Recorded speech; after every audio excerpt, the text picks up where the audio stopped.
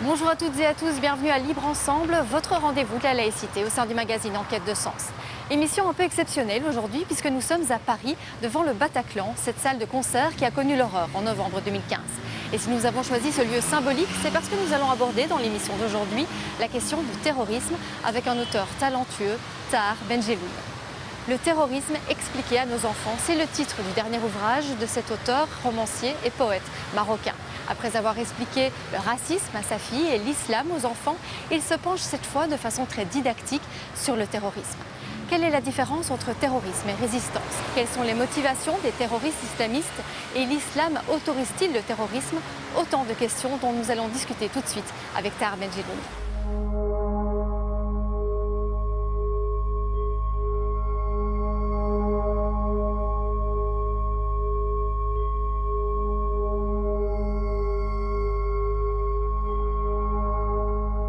Papa, je suis terrorisée. C'est à toi de m'expliquer ce que tu ressens. J'ai peur. J'ai tout le temps peur. Pourquoi? Ta famille est là, tes amis sont là, tu ne manques de rien. Alors pourquoi cette peur? Parce que je sais que quelque chose de terrible rôde autour de nous et je ne sais pas ce que c'est. Parfois, je vois des images sombres, infinies, floues, mais menaçantes. Tu penses aux morts du 13 novembre? Oui, bien sûr, mais pas seulement. Je me dis que j'aurais pu me trouver moi aussi au Bataclan, moi ou mes amis. J'ai peur comme si j'allais mourir et que je ne mourrais pas. Comment tu décrirais cette peur? C'est comme un poids très lourd qui avance vers nous et nous sommes minuscules face à lui. Parfois ça se passe au fond de la gorge, les mots ne sortent pas, l'impression d'étouffer et de perdre pied. Tahar Benjelloun, bonjour et merci de nous recevoir chez vous. Merci à vous d'être venu. Alors, on est ici parce que vous venez de publier un nouveau livre, un nouvel ouvrage, Le terrorisme expliqué à nos enfants. Alors, c'est la troisième fois en fait que vous partez sur ce canevas de dialogue fictif, on va dire, entre vous et votre fille. Après le racisme expliqué à ma fille, qui était paru en 1998. Après aussi l'islam expliqué aux enfants en 2002, donc après les attentats du 11 septembre 2001 à New York. Alors, première question, après avoir écouté tout ça, comment va votre fille? Non, ma fille va très bien. En fait, c'est virtuel parce que ma fille elle a grandi maintenant, mais c'était d'un point de vue pédagogique un repère pour que je puisse expliquer à tous les enfants.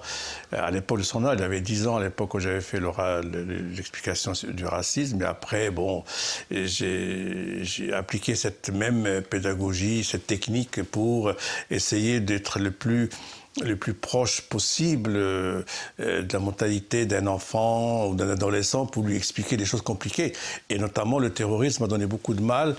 Il était difficile à expliquer parce qu'il fallait faire très attention. Expliquer ne veut pas dire justifier, évidemment. Expliquer, c'est démonter un petit peu le mécanisme et donner des éléments de réflexion, de compréhension pour des jeunes qui ne sont pas forcément formés en histoire, qui ne connaissent pas l'histoire de la société et qu'ils ont découvert, il y a beaucoup de jeunes malheureusement qui ont découvert cette brutalité d'une manière tellement inattendue que ça leur est tombé dessus comme un malheur totalement inattendu. Donc il fallait leur donner des éléments de compréhension et surtout donner aux parents aussi des éléments pour qu'ils puissent parler à leurs enfants. Alors j'ai commencé l'écriture de ce livre pratiquement le lendemain du 13 novembre, quand j'ai vu tous ces jeunes massacrés et toutes ces familles endeuillées. Je me dis, oh là là, comment expliquer à un petit frère qui a perdu sa sœur ou au contraire, comment leur expliquer ce qui s'est passé? C'est très difficile.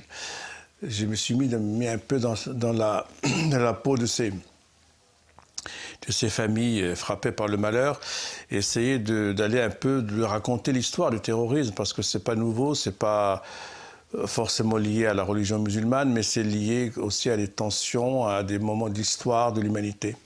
Alors, vous dites qu'il faut mettre des mots sur les choses, il faut expliquer aux enfants. Et en même temps, est-ce que ce n'est pas le rôle aussi des parents d'épargner les enfants et de peut-être ne pas leur montrer tout de suite les facettes les plus sombres de notre société actuelle? Ça, c'est une erreur, à mon avis, hein, c'est un point de vue. Moi, je pense que les enfants, surtout aujourd'hui, quand je dis enfants, je parle des adolescents, 10, 12 ans, 13 ans, ils sont au courant de beaucoup de choses. Vous savez, Internet, c'est une fenêtre ouverte sur tout.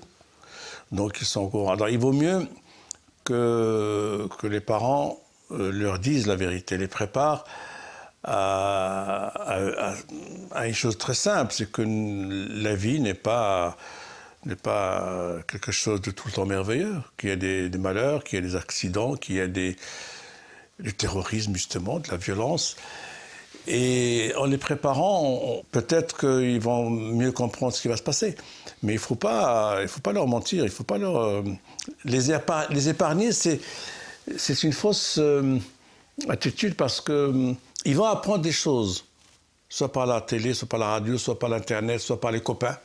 Donc il vaut mieux qu'on leur dise avant, voilà ce qui s'est passé, voilà d'où ça vient, voilà pourquoi, etc. Et les mettre un petit peu à l'abri aussi. Parfois, ils sont naïfs, ils ne se rendent pas compte de ce qu'ils disent, ce qu'ils font. Ils peuvent évidemment tomber dans des pièges. Vous le disiez, vous avez écrit ce livre au lendemain des attentats du 13 novembre 2015 donc à Paris. Vous avez écrit ce livre, on voit que vous avez peint aussi une toile sur cette question du 13 novembre, sur ce qui s'est passé le 13 novembre. Est-ce que c'était pour vous une nécessité de vous exprimer à ce moment-là? Non, alors la peinture, la toile, c'est différent. J'étais en train de faire une toile que j'appelais la danse, parce que par hommage à Matisse. Et elle était gaie, elle était pleine de belles lumières, de l'été, méditerranéen et tout. Et puis, j'apprends ce malheur. Et là, j'étais tellement désemparé, en colère. Alors, moi qui n'utilise jamais le noir, j'ai pris de l'encre de Chine et je l'ai jeté sur la toile un peu en colère. Et ça a donné cette toile-là que vous voyez ici. Mais bien sûr qu'il faut s'exprimer, bien sûr. Moi, c'est peut-être naïf de ma part, mais je pense que parler, dire, écrire, c'est une façon d'épargner justement le malheur. On peut pas se taire. Parce que si on ne dit rien, si on ne s'exprime pas, si on ne laisse pas sa colère s'exprimer, après on se dit, bon, ben, ils ont gagné. Il ne faut pas qu'ils gagnent, ces gens-là. Donc, je sais que les mots, hélas et malheureusement, ne vont pas tellement changer les choses. Hein. Il faut plus que des mots. Mais l'intellectuel, l'écrivain, qu'est-ce qu'il a? Le peintre, l'artiste, il a quoi? Il a des éléments très, très, très anodins. Prendre une peinture, faire... Mais en même temps, il faut le faire. Oui, c'est une façon d'exprimer vraiment votre colère. Il faut le faire parce que, par exemple, là, pour revenir au terrorisme, quand il y a eu les attentats à Bruxelles, à l'aéroport et puis le métro, et la première chose qu'on entendait dans les informations, c'est on parlait, ils sont tous originaires de Molenbeek et que là-bas il y a beaucoup de jeunes d'origine marocaine. Alors c'était le Maroc qui était un petit peu mis en avant et alors j'ai intervenu, j'ai dit bon très bien, bien sûr, mais c'est des Belges, ce sont des Belges. Peut-être pour certains nés au Maroc, d'autres nés sur place en Belgique. Mais pourquoi ces jeunes ont épousé le malheur et ils l'ont éparpillé, ils l'ont donné aux autres? Pourquoi? Il y a quelque chose, il faut réfléchir à ça. Pourquoi tout d'un coup des jeunes gens, au lieu d'aller travailler ou au lieu d'aller, je sais pas moi, enseigner la paix ou on choisit de donner la mort aux autres, la violence, la brutalité, la haine, le sang, la mort d'eux-mêmes aussi, parce qu'ils se sont sacrifiés entre guillemets. Parce que, pourquoi? C'est quelque chose d'étonnant. C'est quelque chose qu'on n'arrive pas à comprendre. La même chose pour ce qui se passe ici en France ou dans d'autres pays. Il y a tellement de pays qui sont touchés par le terrorisme aujourd'hui qu'on ne comprend pas. Il est dit dans le Coran que ceux qui mourront en combattant dans la voie de Dieu ne seront pas des morts, mais des martyrs promis au paradis. Pour celui ou celle qui y croit, c'est non seulement vrai, mais indiscutable. Et l'essentiel, c'est que ces hommes et ces femmes croient à cette histoire de martyrs. Mais dès lors, ainsi déconnectés de la réalité que nous connaissons, ils n'appartiennent plus à notre monde. À leurs yeux, la vie terrestre n'est qu'un passage anecdotique. C'est pour cela qu'ils acceptent si facilement de mourir. C'est pour cela aussi qu'ils sont dangereux, car la mort, dans cette perspective, est une sorte d'apothéose. Et du coup, l'objectif, effectivement, du livre, c'est aussi d'essayer de comprendre ça. Et vous parliez il y a juste à l'instant des motivations de ces djihadistes, de ces personnes qui se font exploser. En vous penchant sur cette question, vous avez compris certaines de leurs motivations. Alors de nouveau, ça ne permet pas de les justifier, mais est-ce qu'en tout cas vous avez compris pourquoi certains s'étaient fait exploser ou tirer dans la rue? Évidemment, moi je me dis toujours, j'essaie un petit peu de faire de la psychologie bon marché, j'ai dit, je vais mettre à leur place, je vais mettre dans leur tête qu'est-ce que j'aurais fait, moi, si j'étais né ici, dans ces conditions, etc. Ben non, moi, j'aurais pas fait ça parce que j'ai reçu une éducation. Il y a eu des millions de gens qui passent pas à l'action violente. Il y a quelques-uns, il y a peut-être en tout une vingtaine d'individus qui font ce malheur, mais tous les autres, ils sont partis des mêmes conditions et pourtant ils ne versent pas dans le terrorisme. Pourquoi certains versent dans le terrorisme? Et c'est là où l'explication est nécessaire. On revient au problème de l'identité. Est-ce que ces gens ont été structurés? Est-ce qu'ils ont été formés? Est-ce qu'ils ont reçu la culture qu'il fallait qu'ils reçoivent? Est-ce que le pays, le pays où ils sont nés, qui est leur pays, est-ce qu'il s'est occupé d'eux un peu ou pas? Est-ce qu'on les a épargnés, protégés? Non. Ils ont été face à la propagande djihadiste qui est redoutablement efficace, parce que c'est fait par des techniciens très, très, très compétents et très forts, et qui a fini par recruter énormément de jeunes. Donc, il y avait plusieurs facteurs qui se sont retrouvés chez une même personne pour tomber dans ce délire. Parfois, il suffit de peu de choses pour que... On l'a vu avec la drogue, on l'a vu avec les sectes. En Europe, il y avait des sectes... il y avait des gourous qui avaient une telle pouvoir, telle puissance sur des consciences, sur des gens qui abandonnaient tout pour ce gourou. Ben, aujourd'hui, c'est un peu la même chose. Sauf que les sectes ne tuaient pas les autres, et se tuaient peut-être eux-mêmes. Mais là, nous avons des sectes dont la mission est l'assassinat et la terreur. Vous disiez tout à l'heure qu'effectivement le terrorisme n'est pas né avec l'islam, n'est pas né avec le terrorisme islamiste que l'on connaît aujourd'hui.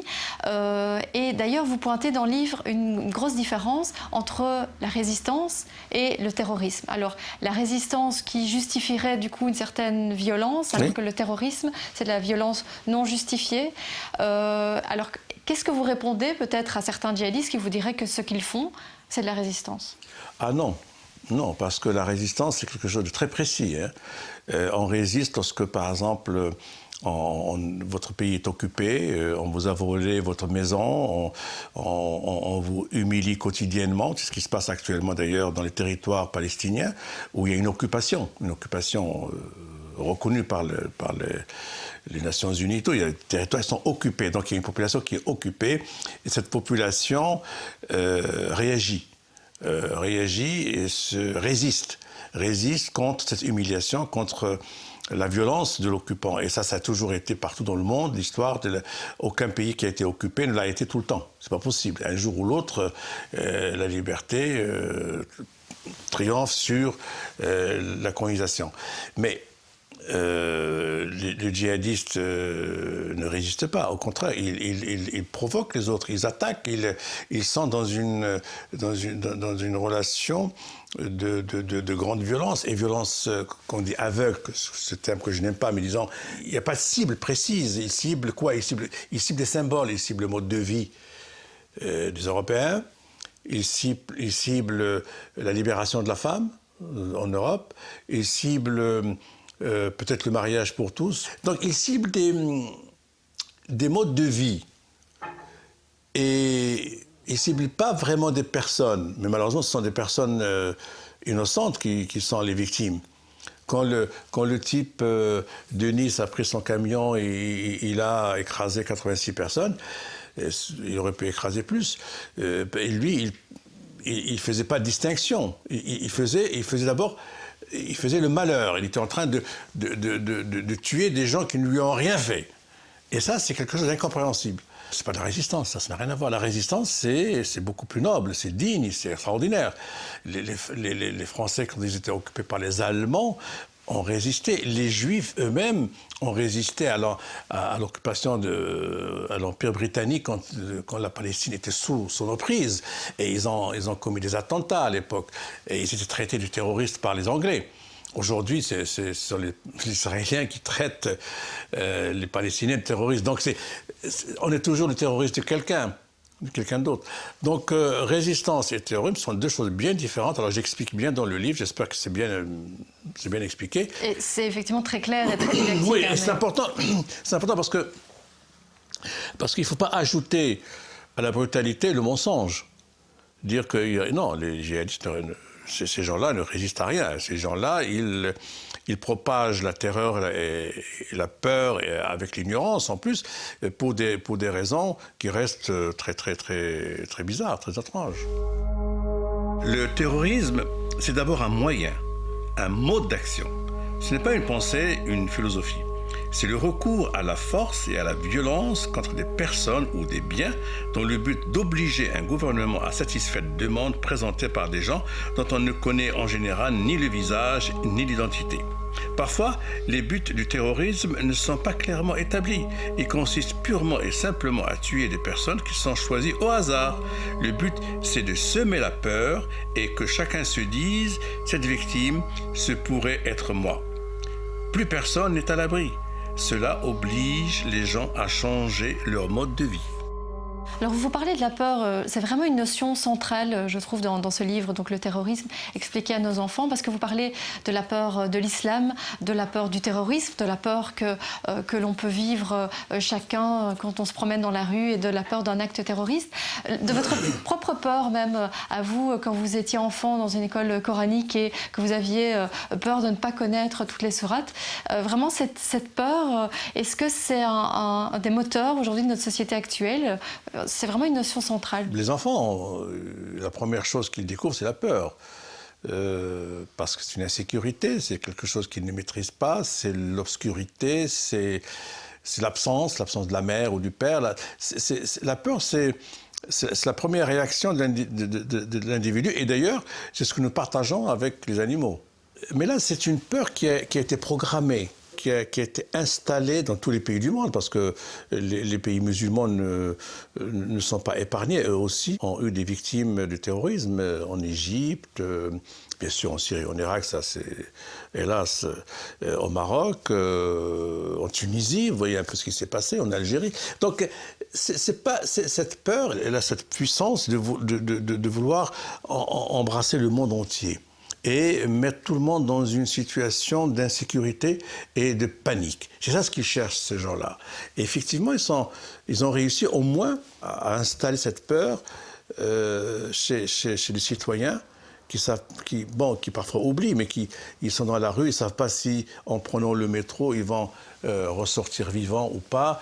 C'est ça la force de ces gens-là, c'est qu'ils ont réussi quand même à installer une panique générale et qui touche, je dirais, presque le monde entier. En 2012, l'islam expliqué aux enfants et à leurs parents a été réédité. Et dans l'introduction de cette nouvelle édition, vous aviez écrit que depuis les attentats du 11 septembre, il y avait eu une évolution positive et qu'il y avait moins d'amalgame entre terrorisme et islam. Ça, vous l'avez écrit en 2012, 4 ans plus tard. Comment est-ce qu'on peut expliquer la situation actuelle ? Non, malheureusement, l'amalgame a gagné. Je ne peux pas tellement en vouloir aux gens qui font l'amalgame parce que c'est leur demander de faire un gros effort de compréhension, de culture. Or, quand on n'est pas informé, quand on est dans l'ignorance, on va au plus vite, au plus rapide, et le plus vite, le plus rapide, c'est l'islam.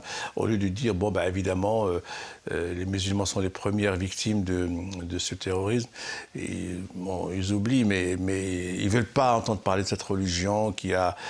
Moi, je reçois pas mal de réactions de gens qui disent, oui, vous dites que ce n'est pas l'islam, mais c'est l'islam, parce que l'islam porte la violence en lui. Ce qui est vrai dans l'islam, c'est que pendant le 7e siècle, au 7e siècle, pendant que le prophète était persécuté par des tribus qui ne croyaient pas en son message et qui voulaient sa mort, donc il devait se défendre. Il y avait de la violence, mais cette violence était inscrite dans un temps précis qui n'est pas celui d'aujourd'hui. Aujourd'hui, personne n'attaque l'islam. Je dirais à la limite, ceux qui attaquent l'islam, ce sont les terroristes. Parce qu'ils font de l'islam une religion de haine et de violence et de guerre. Alors que rattraper le 7e siècle et le ramener au 21e siècle, c'est une façon qui n'est pas normale, qui n'est pas juste. C'est pas ça. Mais on peut trouver de la violence dans tous les textes religieux. Ça, c'est l'histoire. L'histoire de l'humanité, elle n'est pas faite de gentillesse, elle est faite aussi de violence. Mais on ne peut pas dire que l'islam est une religion de haine et de violence. C'est une religion, au contraire, qui prêche la paix, qui prêche l'entente entre l'humanité. Et il y a des versets très clairs. Ils disent celui qui tue un innocent tue toute l'humanité, porte atteinte à toute l'humanité. Ces versets-là, ils ne les voient pas, ils ne les lisent pas. Qu'est-ce qu'ils lisent? C'est uniquement combattez au nom de Dieu les infidèles. Mais à l'époque, les infidèles, c'était des gens qui faisaient de la terreur, qui étaient des terroristes de l'époque, qui voulaient absolument tendre des guet-apens, des pièges, quand le prophète se déplaçait pour le tuer, et tuer ses compagnons, tous ceux qui étaient avec lui. Donc, il y avait un état de guerre en 622, à peu près 622, qui ne se justifie pas aujourd'hui. Je voudrais encore revenir sur une autre thématique que vous abordez dans ce livre. C'est la question du droit des femmes, ou plutôt le fait que le corps des femmes, alors pour reprendre exactement vos termes, vous dites tout part du corps des femmes et du fait que les djihadistes sont obsédés par le corps des femmes. Qu'est-ce que vous voulez dire par là ? Quand on voit un peu leur discours et leur comportement à l'égard de la femme, on comprend ça, c'est évident. Pourquoi on cache la femme? Pourquoi on lui met une espèce de burqa totale qui fait qu'elle devient un fantôme, alors que cela n'existe absolument pas dans l'islam? Ça ne fait même pas partie des traditions du monde arabo-musulman. Au contraire, ça vient de très loin. Ça vient d'avant l'islam. Ce qu'on appelle d'ailleurs le Coran parle avant l'arrivée de Mohammed de la jahiliya, c'est-à-dire de l'époque de l'ignorance. Et l'époque de l'ignorance, il y avait des tribus bédouines qui avaient tellement la haine de la femme parce que la femme était le synonyme du déshonneur ou d'un déshonneur possible, éventuel. Donc il y avait une pratique horrible qui consistait à enterrer vivantes des naissances féminines. Et lorsque Mohammed est arrivé, la première chose qu'il a faite, il dit « ça c'est interdit, ça c'est pas possible, c'est un crime contre l'humanité ». Et ça avait interdit, c'était les Bédouins arabes à l'époque. Et on trouve aujourd'hui ceux qui voilent la femme, ceux qui veulent la cacher, ceux qui veulent l'empêcher de s'exprimer, d'exister, d'avoir les mêmes droits que l'homme, eh bien, ils sont en train de rejoindre la jahiliya, l'époque de l'ignorance. Et quand on voit par exemple que le prophète Mohammed, il a travaillé avec une femme d'affaires, qui était une vraie femme, une vraie patronne, Khadija, qui avait des caravanes et avec laquelle il va non seulement travailler, mais il va avoir une histoire d'amour avec elle, il va l'épouser, il va avoir des enfants avec elle. Elle était beaucoup plus âgée que lui. Et elle n'était pas voilée, elle n'était pas avec un niqab comme aujourd'hui, non, rien. Tout ça n'existait pas dans l'islam. Et ça, c'est venu... Cette espèce de voile intégral vient du Pakistan, vient de l'Afghanistan et du Yémen. Et ce sont des choses qui datent très, très, très, très loin. Ça vient de vraiment très, très loin. Et ce qui est curieux, c'est par exemple quand je vois des fois des femmes complètement enveloppé de noir et tout. C'est une négation totale de l'être humain, de la femme. Après, il dit c'est son droit et sa liberté de faire ça. Oui, je veux bien, son droit, oui, absolument, c'est son droit de vouloir ne pas exister ou de vouloir effectivement se cacher entièrement. Mais à partir du moment où où cette femme va participer à la vie active, par exemple, va être dans une administration, à l'école ou à l'hôpital, elle n'a pas le droit d'être complètement cachée comme ça. On ne sait pas qui est derrière. On ne sait pas. Donc, la convivialité humaine, c'est des visages ouverts qui se parlent et qui se reconnaissent. Sans ça, on ne peut pas vivre ensemble. Alors, on arrive déjà à la fin de cet entretien, mais je voudrais quand même terminer par une note d'espoir. Alors, vous dites dans ce livre que pour vous, il faudrait miser sur l'éducation. C'est ça une des solutions pour vous, pour arriver à s'en sortir? Bon, bien sûr, il y a l'éducation. Ça, c'est essentiel. Il y a la culture pour les grands. Et il y a la curiosité. Et puis, la lutte contre l'ignorance et les amalgames. Ça, ce sont des choses qu'on peut faire. Je pense qu'on va arriver à une paix avec... mais pour cela, il faut beaucoup de travail, beaucoup de volonté. Il faut de volonté. Et puis, il faut arrêter avec le racisme. Nous sommes tous des êtres humains, nous avons le même sang qui coule dans nos veines. Il n'y a pas de race, les races n'existent pas. Il y a des inégalités naturelles, parfois sociales. Il ne faut pas en faire, des justifications pour mépriser ou humilier les gens. Et je vais finir par une citation de Nietzsche qui disait « Qu'est-ce qu'il y a de pire chez l'homme ?» Et il lui dit « C'est d'humilier son semblable ». C'est quelque chose d'insupportable. Moi, personnellement, c'est la chose qui me fait le plus horreur, c'est quand quelqu'un, par le pouvoir ou par la possibilité d'être dans une situation confortable, écrase les plus faibles, écrase son semblable. Matar Benjeloun, merci. Merci pour cet entretien. Merci de nous avoir reçus chez vous. Et donc, je le rappelle, votre ouvrage « Le terrorisme expliqué à nos enfants » qui a été publié aux éditions du Seuil. Merci en tout cas et à très bientôt. Merci à vous. Merci. Miser sur l'éducation, à l'école, au sein des familles, dans les médias, c'est l'appel que lance Tahar Benjeloun. C'est en éduquant, en informant, en mettant des mots sur les choses dès le plus jeune âge que l'on réussira, selon lui, à mettre fin à ce fléau qu'est le terrorisme islamiste. C'est ici, au Bataclan, sur le boulevard Voltaire, là où des dizaines de personnes sont mortes il y a un an, que nous terminons cette émission. Merci de nous avoir suivis et à très bientôt pour un nouveau numéro de Libre Ensemble, votre rendez-vous de la laïcité.